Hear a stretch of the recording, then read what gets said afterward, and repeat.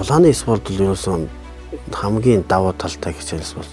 Ямар ч одоо нэг хүний үг даах чадвартай болно. Ганц зохиолсон ч гэсэнтэй нэг залчигнаад байхгүй. Монгол хэлдэг тийм маялаад байхгүй нэг. Ямар ч нэг бэлтгэл дээр нэг хүнд хоёр зохиолчод би спарринг хийж чад ганц нэг зохиолж үзэж байна. Тэгэл чин тэгээд ахнааналтай айшлуулж нах захтай эренбитэй. Тэрний хүчээр нь хүүхдүүд залуучууд чинь тулааны спортод хөшөлсөн хүүхдүүд ер нь л нэг тэр хүн дээлгээ яваад байхгүй. Би бол гэж та нар бол тамирчин болох нь гол биш ээ. Эхлээд спортын хүн бол. Тэгээд ах захтай ирэн дараатай хүнтэй зөв харилцаа зөв. Тэгээд би зөв сайхан бие хөгжилтэй.